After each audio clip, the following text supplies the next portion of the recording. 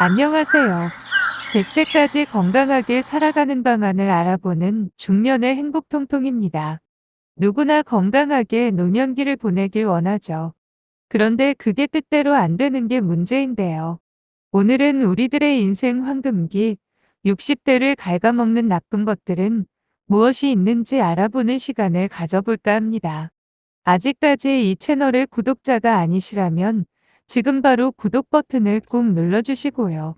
좋아요와 알림 설정도 부탁드립니다. 여러분, 우리들의 삶에 있어서 60대는 어떠한 시기일까요? 많은 사람들이 60대를 보고 자유로운 인생 황금기라고들 합니다.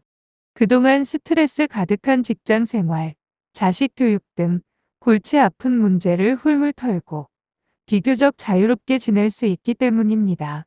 그래서인지 미국의 설문조사 결과를 보더라도 60대 중에 약 3분의 1은 매우 행복하다고 말한답니다.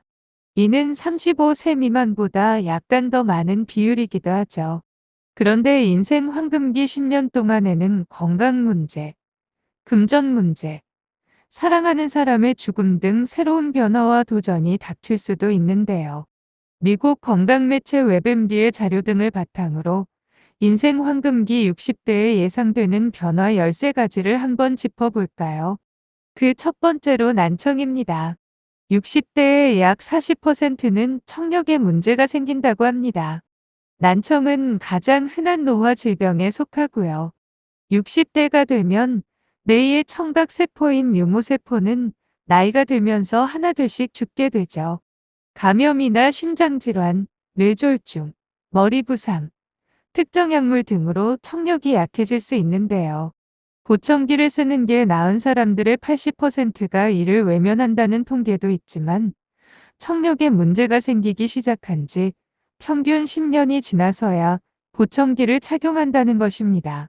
국내에서는 이비인후과에서 청각장애 등급을 받은 뒤 관련 서류를 읍면동 사무소에 내면 보청기 지원금을 받을 수 있거든요.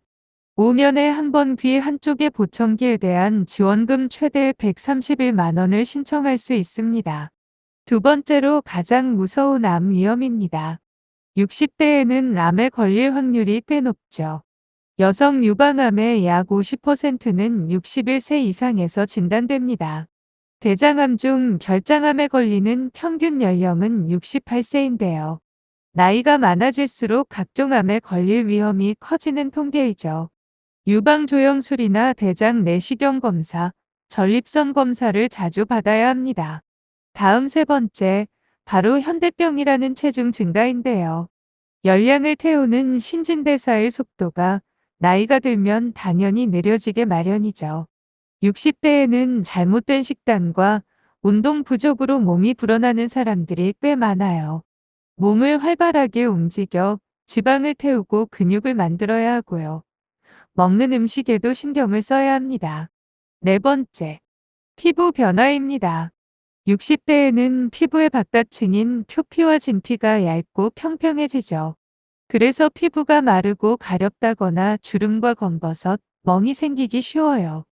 땀샘의 활동도 줄어 땀이 덜 나게 되고요. 특히 피부에 상처가 낫는 데 걸리는 시간이 길어지므로 조심해야 합니다. 다음으로는 심장 문제입니다. 60대 중반이 넘으면 심장마비나 뇌졸중, 심부전 등의 위험이 높아집니다. 노화에 따른 자연스러운 현상이지만 노력을 하면 그만큼 피해를 줄일 수는 있습니다. 담배를 끊고 육류와 유제품의 소금이나 설탕, 포화지방 성분의 섭취를 줄여야 하고요. 매일 30분 동안 걷기나 요가, 수영 또는 기타 활동을 해야 합니다. 다음 여섯 번째, 두뇌의 퇴화입니다. 60대에 접어들면 머리의 회전 속도가 예전 같지 않게 됩니다. 나이 들어서 좋은 게 뭐가 있겠어요. 다른 사람의 이름이나 어떤 사실을 기억해내고 상황을 인식하고 문제를 해결하는 데 걸리는 시간이 자꾸 길어집니다. 나이가 들수록 육체적 쇠퇴는 물론이고 정신적 쇠퇴도 엄청 심해지게 됩니다. 반면 어휘나 지식, 장기적인 기억은 안정적인 상태를 유지한다고 합니다. 일곱 번째 시력인데요. 65세가 되면 백내장이나 안구건조, 녹내장 등 시력을 떨어뜨리는 암과 질환에 걸릴 확률이 3분의 1이나 되는데요. 가장 큰 위협 중 하나는 노화성 황반변성이라고 합니다. 읽고 운전하는 등 일상생활에 큰 불편을 느끼게 되고 심하면 실명이 될 수 있습니다.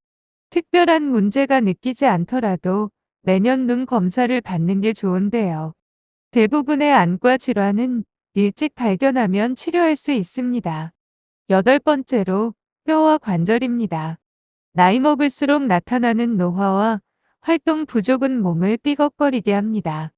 약해진 근육과 아픈 관절에 신경을 써야 합니다. 칼슘이나 비타민 D 보충제로 뼈를 강화할 수 있는지 담당 의사에게 문의하면 좋고요. 여성은 65세의 골다공증 진료를 위해 뼈 스캔을 받는 게 좋아요.